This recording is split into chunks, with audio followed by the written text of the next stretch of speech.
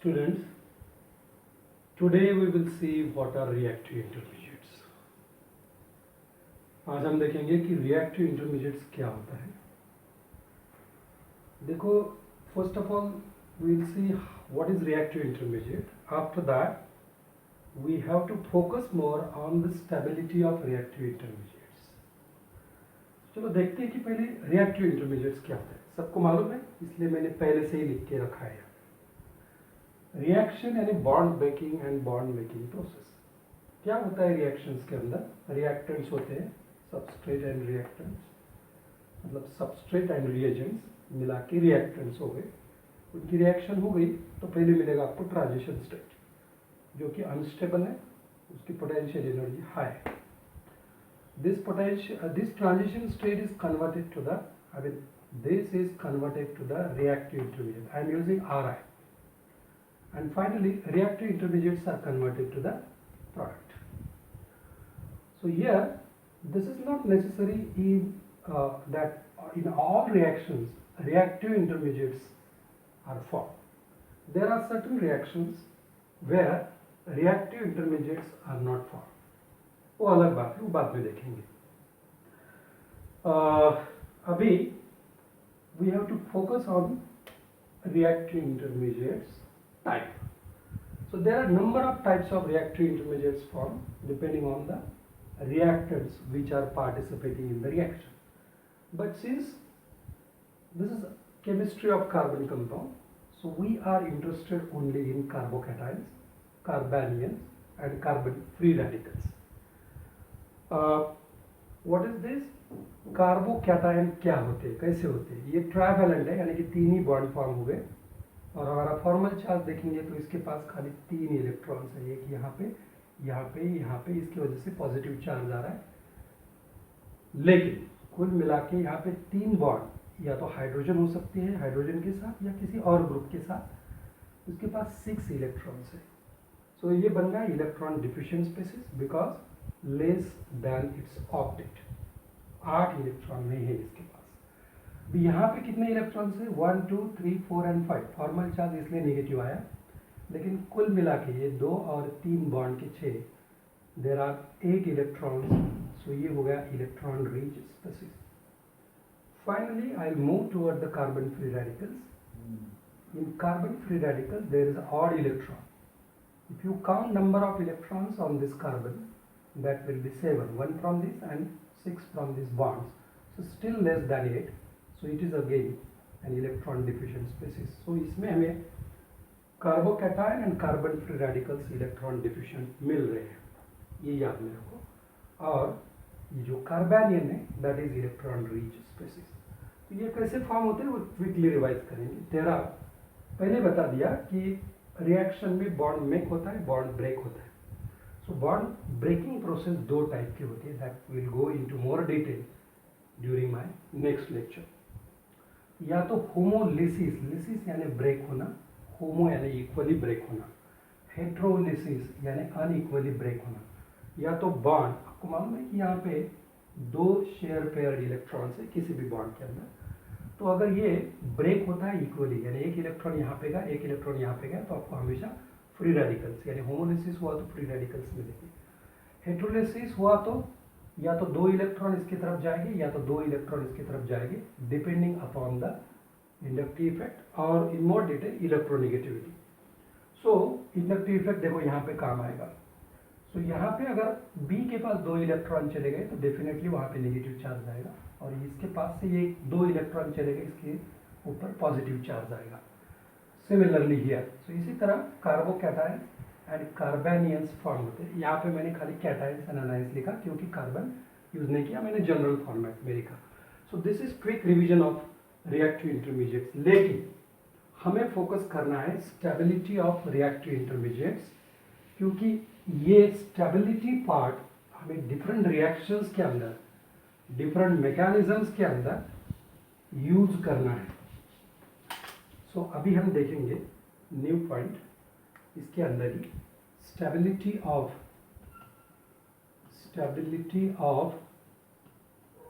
Reactive intermediates. RI की stability क्या होती है? स्टेबल यानी वो जल्दी फॉर्म होना, स्टेबल यानी लेस एनर्जी रहना. So that stability, this point is very very important. So be careful while watching this stability of reactive intermediates. So stability के लिए दो फैक्टर्स रिस्पॉन्सिबल होते हैं. कौन से फैक्टर्स रिस्पॉन्सिबल होते हैं? या तो inductive effect, I right here inductive effect, या रेजोनेंस इफेक्ट.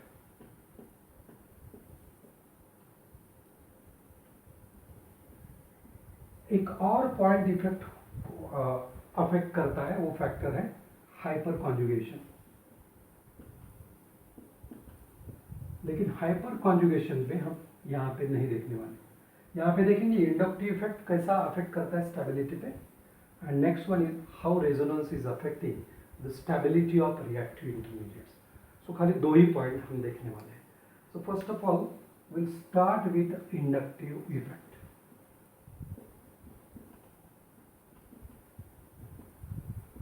कैसे? Inductive effects are of two type. There are two types of inductive effect. वो एक होता है माइनस आई इफेक्ट, दूसरा होता है plus I effect. Minus I effect यानी ग्रुप जो इलेक्ट्रॉन डेंसिटी निकाल रहा है, बाहर खींच रहा है बिकॉज ऑफ मोर इलेक्ट्रोनेगेटिविटी, उसकी वजह से माइनस आई इफेक्ट. और जो ग्रुप इलेक्ट्रॉन डेंसिटी दे रहा है, सो it is removing electrons. Removing electrons कहेंगे इसको, और इसको कहेंगे donating electrons. Donating electrons, electron donating effect बोलेंगे. सो इसमें ग्रुप आपको याद में रखना है. कौन से ग्रुप है जो माइनस आई इफेक्ट देते हैं, यानी कि इलेक्ट्रॉन डेंसिटी खींचते हैं. तो ऑल हैलोजेंस, बार बार आने वाले ग्रुप हैलोजेंस आएगा. नाइट्रो ग्रुप आएगा, इलेक्ट्रॉन डेंसिटी खुद की तरफ, क्योंकि यहाँ पे जिस एटम को अटैच है वो कार्बन से ज़्यादा इलेक्ट्रोनेगेटिव है. या तो साइनाइड ग्रुप है, कार्बन तो सेम है लेकिन नाइट्रोजन अटैच है, इसलिए ये ग्रुप भी माइनस आई इफेक्ट. ये एरो दिखा रहा है कि इलेक्ट्रॉन डेंसिटी इसके तरफ खींची जाएगी. सो और एक रिमेंबर करना है, अल्डेहाइड ग्रुप या कीटोनिक ग्रुप या कार्बोक्सिलिक एसिड ग्रुप या ईस्टर या अमाइड, ये सारे ग्रुप जो हो गए, या OH. इसको थोड़ा कंफ्यूजिंग आपको लगेगा, इसलिए ये मैं निकालता हूँ. तो ये इतने सारे ग्रुप आपको याद में रखना है. अगर ये किसी भी ग्रुप मॉलिक्यूल के अंदर प्रेजेंट है, इसका मतलब इलेक्ट्रॉन डेंसिटी वो खुद की तरफ खींच रहे हैं and making that molecule polar. और जहाँ जिस कार्बन पे अटैच है उस कार्बन को पॉजिटिव बना रहे हैं. यहाँ पे तो कंफ्यूजन अवॉइड करने के लिए, क्योंकि हम बेसिक पॉइंट देख रहे हैं, डिटेल में जाने की जरूरत नहीं. सारे के सारे अल्काइल ग्रुप जो है, एरो का डायरेक्शन देखो, ये इलेक्ट्रॉन डेंसिटी देने वाले ग्रुप हैं. जैसे कि मिथाइल ग्रुप हो गया, मिथाइल ग्रुप हो गया, या किसी भी और अल्काइल ग्रुप्स हो गए. अल्काइल ग्रुप वो ब्रांच है, स्ट्रेट है, कैसा भी. So the R is electron donating group, ये आपको याद में रखना है. सो माइनस आई इफेक्ट में इतने सारे ग्रुप और प्लस आई में ये ग्रुप आपको खाली याद रखना है. सो चलो आगे बढ़ते हैं. And remove this part now. तो क्या होगा अगर इलेक्ट्रॉन डिफिशिएंट, जो दो मैं ले लूंगा, कार्बोकैटायन है, और दूसरा इलेक्ट्रॉन डिफिशिएंट है कार्बन फ्री रेडिकल. ये लिया मैंने क्योंकि साथ में लेंगे. सो पहले हम देखेंगे इलेक्ट्रॉन डिफिशिएंट, ED वाले electron deficient. So what happen, यहाँ पे अगर ग्रुप अटैच है जो कि इलेक्ट्रॉन डेंसिटी बाहर निकाल रहा है, ये ग्रुप अटैच अगर यहाँ पे है तो इलेक्ट्रॉन डेंसिटी बाहर खींच रहा है, तो GNA माइनस आई ग्रुप, GNA माइनस आई ग्रुप अगर अटैच है तो क्या होगा. पहले समझ लो कि ये अनस्टेबल है because of this positive charge. और उसमें भी ये सारे के सारे ग्रुप, एक भी रहेगा, दो रहेंगे या तीन रहेंगे, अगर इलेक्ट्रॉन डेंसिटी बाहर निकालेंगे तो ये पॉजिटिव चार्ज की इंटेंसिटी बढ़ेगी, पॉजिटिव चार्ज इंक्रीजेस। तो इन ग्रुप की वजह से पॉजिटिव चार्ज बढ़ रहा है। ये this electron diffusion species is unstable because of positive charge, and again these groups are increasing the intensity of positive charge, so result is instability, stability decreases, stability decreases। यानी कि अगर उस type के group यहाँ पे attach करेंगे, 1 करो 2 करो या 3 करो, उसकी स्टेबिलिटी उस हिसाब से बढ़ेगी। यानी कि 1 अटैच किया तो कम डिक्रीज होगी, 2 अटैच किए तो स्टेबिलिटी डिक्रीज ज़्यादा होगी, और तीनों ग्रुप है तो वो अनस्टेबल हो जाएगा, या तो बहुत शॉर्ट लिविंग स्पेसिस होगा, वो फॉर्म ही नहीं होगा, या फॉर्म होने के बाद में किसी और मॉलिक्यूल में कन्वर्ट हो जाएगा। तो ये स्टेबिलिटी वाला फैक्टर याद में रखो। यहाँ पर भी सेम पैटर्न आपको यूज करना है जी, क्योंकि ये भी इलेक्ट्रॉन डिफिशिएंट है। तो इसका जो ट्रेंड है उसका ट्रेंड ये भी है। इसके विपरीत अगर हमने पॉजिटिव ग्रुप अटैच किया तो क्या होगा? अगर ये कार्बन डिफिशिएंट है और तीनों के तीनों मैंने यहाँ पे डिफरेंट या सेम अल्काइल ग्रुप अटैच किए, ये कार्बन फ्री रेडिकल है, और क्या किया मैंने? अल्काइल ग्रुप अटैच किया, यानी कि इसकी डायरेक्शन जो है उसको इलेक्ट्रॉन डेंसिटी दे रहे हैं, जहाँ पे डिफिशियंसी है वहाँ इलेक्ट्रॉन दे रहे हैं।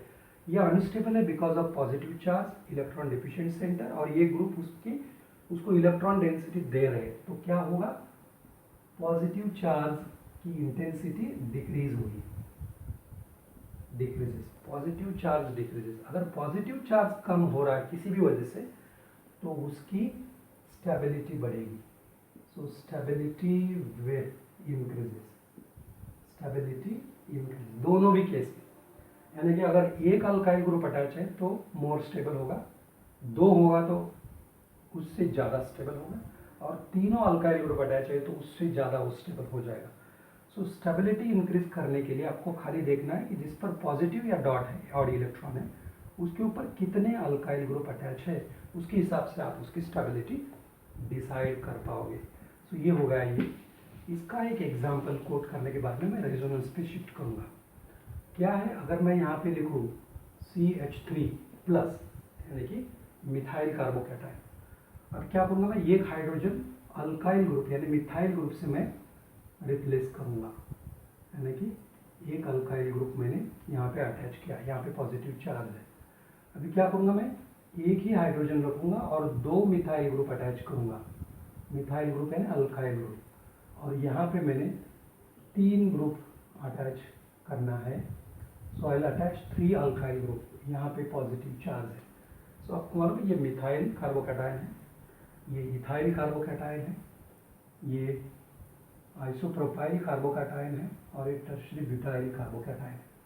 तो इसके एक ही ग्रुप नहीं है, तो इसका मतलब ये पॉजिटिव चार्ज ज़्यादा है। यहाँ पे पॉजिटिव चार्ज कम हुआ क्योंकि एक ग्रुप अटैच है, यहाँ पे पॉजिटिव चार्ज और कम हुआ क्योंकि 2 ग्रुप अटैच है, यहाँ पे पॉजिटिव चार्ज और कम हुआ क्योंकि 3 ग्रुप अटैच है। तो इसलिए इसके ऑर्डर अगर देखेंगे तो इस हिसाब से स्टेबिलिटी बढ़ रही है इस डायरेक्शन में। So it is stability increases. So खाली आपको देखना है कि स्टेबिलिटी कैसे बढ़ेगी। ये हो गया प्राइमरी कार्बन। सो यानी कि प्राइमरी कार्बन में, देन सेकेंडरी कार्बन, ये सेकेंडरी कार्बन है, टर्शरी कार्बन में इस तरह की स्टेबिलिटी बढ़ती है, प्राइमरी से ज़्यादा सेकेंडरी की यानी कि टर्शरी कार्बोकैटायन की स्टेबिलिटी और ज़्यादा होती है। तो इसका यूज क्या है कि किसी भी रिएक्शन में अगर हमें बॉन्ड ब्रेक करना है तो उससे पता चलेगा, अगर टर्शरी कार्बोकैटायन फॉर्म होने वाला है तो बॉन्ड जल्दी टूटेगा, और अगर खाली मिथाइल कार्बोकैटायन फॉर्म होने वाला है तो बॉन्ड जल्दी नहीं टूटने वाला, क्योंकि ये अनस्टेबल है। जितना ज़्यादा स्टेबल कार्बोकैटायन फॉर्म होगा उतना इजीली वो फॉर्म होगा और वो रिएक्शंस जल्दी हो जाएंगे। सो ये भी same trend you have to apply for the carbon free radicals. मैं कार्बन फ्री रेडिकल्स पे नहीं जाऊँगा, नहीं तो बहुत बड़ा वीडियो हो जाएगा। अभी देखते हैं रेजोनेंस। रेजोनेंस अभी पिछले कल के वीडियो में, इसके पहले वीडियो में हमने देखा कि रेजोनेंस क्या करता है, पॉजिटिव चार्ज को डीलोकलाइज करके उसकी इंटेंसिटी कम करता है। मैं यहाँ पे आपको एक एग्जांपल देता हूँ। आपको मालूम है फिर भी मैं एक ही एग्जांपल दूंगा। पॉजिटिव चार्ज यहाँ पे ये कार्बोकैटायन है, ये कार्बोकैटायन है, लेकिन रेजोनेंस की वजह से आपको मालूम है कि यहाँ पे positive and negative alternate position पे है, यानी कि एक पॉजिटिव के बाजू में ये है सिंगल बॉन्ड, तो आप यहाँ पे शिफ्ट कर सकते हो। तो यहाँ पे अगर शिफ्ट करेंगे तो क्या होगा, ये CH2 double bond CH and CH2 इधर का बन जाएगा, यहाँ पे पॉजिटिव चार्ज आएगा। तो अगर मैंने इसको नंबर दिया तो एक कार्बन, 3 कार्बन पे जो नंबर था पॉजिटिव चार्ज कार्बन था वो अभी 1 पे चला गया, यानी कि इसका हाइब्रिड कैसे बनेगा, इसका हाइब्रिड बनेगा, पहले तो सिग्मा स्केलेटन लिखना है कल के जैसा, और यहाँ पे डॉटेड लाइन लिखना है, क्योंकि यहाँ पे सिंगल था तो डबल हो गया, यहाँ पे डबल था तो सिंगल हो गया, यानी कि कोई भी बॉन्ड कंप्लीट डबल बॉन्ड नहीं है, कोई भी बॉन्ड कंप्लीट सिंगल बॉन्ड नहीं है। और पॉजिटिव चार्ज 2 इसमें बांट दिया, सो यहाँ पे एक पॉजिटिव चार्ज नहीं है, यहाँ पे हाफ ही है, सो हाफ ही है, मतलब 1 से कम है, यानी कि रेजोनेंस की वजह से पॉजिटिव चार्ज कम हो गया, तो इसका मतलब ये स्टेबिलिटी बढ़ गई। तो इसका मतलब ये हुआ कि मोर number of resonating structure, more number of resonating structures,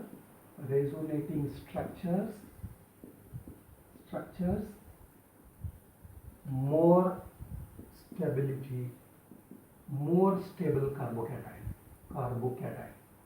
जितने ज़्यादा रेजोनेटिंग स्ट्रक्चर है तो उतना स्टेबल कार्बोकैटायन होगा।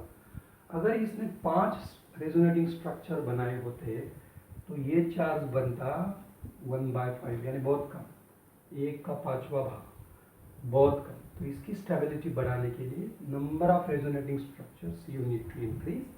तो आपको ध्यान में रखना है कि अगर रेजोनेटिंग स्ट्रक्चर्स बहुत ज़्यादा बन जाए तो उसकी स्टेबिलिटी बढ़ेगी, और स्टेबल कार्बोकैटायन जो है वो जल्दी फॉर्म होगा, स्टेबल कार्बोकैटायन जो है वो जल्दी फॉर्म होगा, रिएक्शंस के अंदर जल्दी फॉर्म होने वाला है। अभी कार्बेनियन की स्टेबिलिटी के लिए हमें सेम अप्लाई करना है कार्बेनियन, लेकिन उसके विपरीत, exactly reverse, exactly opposite to the carbocations and carbon free radicals. Carbocation and carbon free radicals का सेम है, लेकिन कार्बेनियन का अलग है।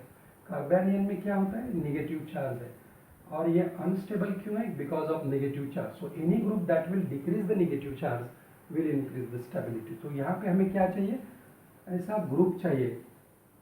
ग्रुप चाहिए जो इलेक्ट्रॉन डेंसिटी खुद की तरफ ले जा रहा है, यानी कि जो लिस्ट मैंने बताई, जो हैलोजन चाहिए, नाइट्रो ग्रुप चाहिए, या साइनाइड चाहिए, अल्डेहाइडिक ग्रुप चाहिए, या कीटोनिक चाहिए, या कार्बोक्सिलिक ग्रुप चाहिए, या एस्टर चाहिए, या अमाइड चाहिए, इसमें से और बहुत सारे, इसकी लिस्ट बहुत बड़ी। अगर ये G हमें यहाँ पे अटैच करेंगे तो यहाँ पे -I इफेक्ट होगा, और -I इफेक्ट होने की वजह से इसकी इंटेंसिटी कम हो जाएगी, इसकी इंटेंसिटी कम हो जाएगी तो स्टेबिलिटी बढ़ेगी, स्टेबिलिटी इंक्रीजेस। सो अगर इसमें से कोई भी ग्रुप अटैच है यहाँ पे सीधे तौर पे कार्बन पे, तो स्टेबिलिटी बढ़ने वाली है, तो एग्जैक्टली रिवर्स हो गया।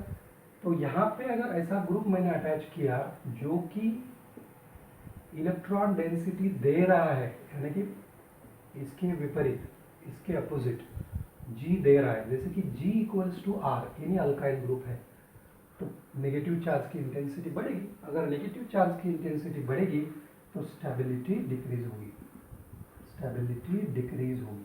डिक्रीजेस, और डिक्रीज होने वाला जो कार्बेनियन है वो जल्दी फॉर्म नहीं होगा, वो तो अनस्टेबल है।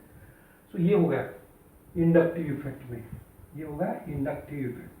अगर हमने रेजोनेंस का कंसेप्ट लगाना है, रेजोनेंस, जैसे कि पॉजिटिव चार्ज डीलोकलाइज हो गया, वैसे नेगेटिव चार्ज भी डीलोकलाइज होगा, यानी कि जितने ज़्यादा रेजोनेटिंग स्ट्रक्चर उतनी स्टेबिलिटी ज़्यादा।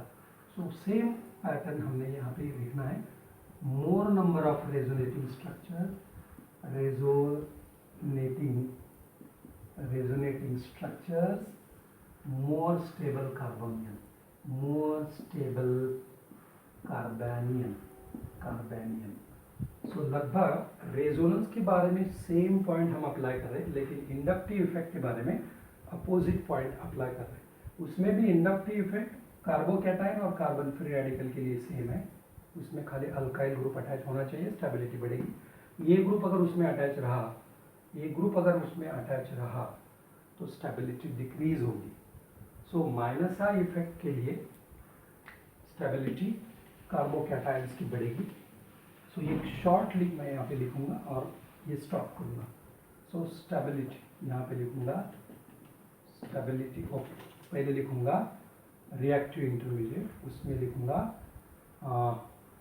माइनस आई और प्लस आई इफेक्ट, और इसमें लिखूंगा स्टेबिलिटी, एक चार्ट को मैं दे दूंगा। सो यहाँ पे है carbocation, I draw here carbocation. अगर माइनस आई इफेक्ट है यानी कि इलेक्ट्रॉन डेंसिटी, तो स्टेबिलिटी डिक्रीज होगी, decreases.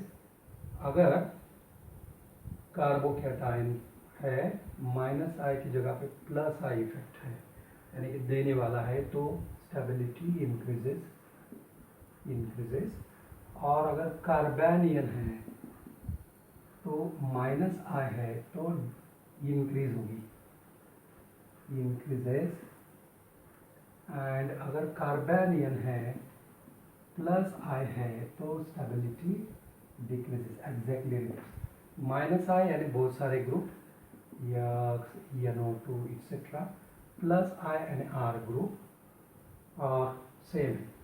So the similarly this is for carbon free radical, same है और कार्बन फ्री रेडिकल है। So this is for inductive effect. And सबके लिए एक ही रूल है, more number of resonating structures, more number of resonating structures, more stable reactive intermediate, ये भी कभी भूलना नहीं है। So this is all about resonance, sorry, this is all about reactive intermediates. Thank you so much.